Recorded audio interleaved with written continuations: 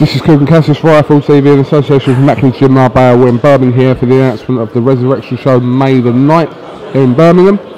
Fighting on that bill, and also fighting before that, but we'll come on to that. Yeah. But excited to be on this huge show in Birmingham, Sam? Yeah. There's been talk about it for a while, but obviously Eddie Hearn's been doing his business and it's all come out, so yeah, I'm buzzing that there's a show in Birmingham. Absolutely. I think there's been an outcry for a huge show in Birmingham for quite some time, and now the people here have got that show. Yeah, I mean, it's not just like you say, Franky, there's me, the Yaffoys, Macklin. There's a lot of other good, like in our gym alone, there's a lot of other good boxers, talents coming through. So for a big card to be on, and for like, the other lads to get on the undercard and stuff, it's massive for Birmingham boxing. Absolutely. What do you make of the addition of another welterweight from Birmingham to the Matchroom stable? It is what it is. I mean, Franky's obviously a very good boxer. Leaving Warren, someone's bound to snapping him up. And there was like, it's 100, like, who else would have snapped him up better from Matchroom? You get me? So it was like, as soon as you hear that Franky had left Warren, it was pretty much guaranteed, I thought anyway, that fact that he'd moved to Matchroom. It's a sensible move really, because like, everyone's saying they are the best in the business, so why not? You fighting at welterweight, and like I said, being in a stable that already has the likes of Frankie Gavin now, and also world champion Kell Brook, does that make it even harder for you to sort of progress in your career, or are you just doing your own thing? I just do my own thing, like I say. I ain't got to worry about Kell Brook, let's be serious. He's ahead of me, he's gone. So Kell Brook, I don't really have to think. It's not like we're not going to come against each other. It's not going to happen. Like, do you know what I mean? He's gone. Frankie Gavin, I mean, he's won British and Commonwealth outright. So, I mean, depending on what he does, if he carries on winning, that I don't think that probably won't happen. So I mean, I'm on my own at the moment. I'm trying to climb the ranks on myself. So whatever they do, they do. I'm not going to comment on what they're doing, because both of them are a few levels ahead. Yeah, I mean, Kell Brook is obviously, he's won a world title now, and he's chasing the big fights after he gets his mandatory out of the way. But, I mean, Frankie Gavin, if you kept winning, we could see a situation, depending on where Frankie is, I suppose, as well, because... Yeah, I suppose it depends what Frankie does next. I mean, he might get a big title shot, he might win. I've heard he's mandatory for the European, so he might get a European shot, and if he wins that, then it's probably not going to happen. If he doesn't win that and he has to defend his British and Commonwealth a few times, then maybe it could happen.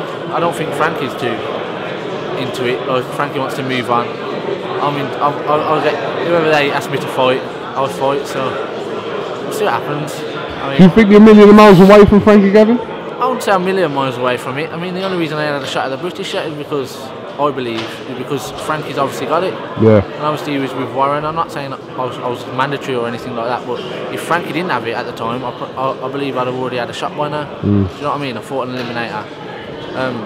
But I mean, it's up to Frankie. I mean, I believe he's gonna. I think. Well, I've heard he's mandatory for the European, so I presume he'll have a shot at that next. And if he wins it, I can't see it happening. If he,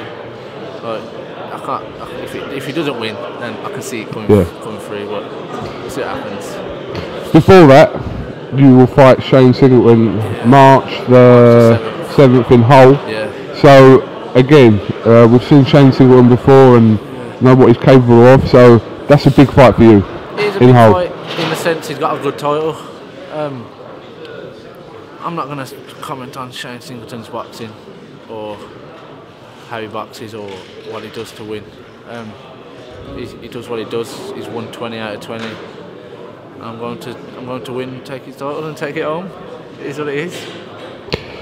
How important is it you to have your next two fights already mapped out early part of the year? It's nice. It's nice to, especially knowing that if I win a title, this show presumably I'll even defend the title.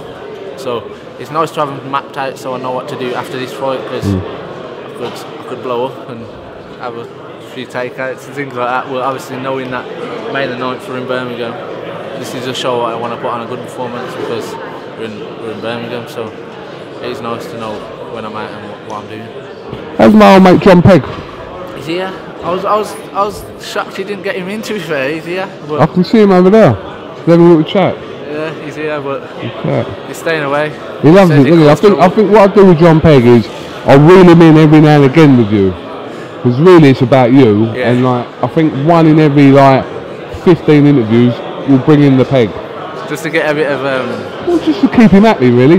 yeah. He loves the camera, doesn't he? Yeah, you don't want him whinging. Don't want him whinging. So I think no, not one in 15. Say one in every 3 or whatever. We'll bring in Pegg. Yeah. And let him talk for you. Keep him happy, basically. Yeah. It's nice. He's looking over now. Alright, well this man starts to test the mic, so listen, we look forward to the press conference and best of luck in March, the 7th show in Hull and also this show in Birmingham, May 9th. Thanks a lot. Thanks a lot, Sam. Cheers.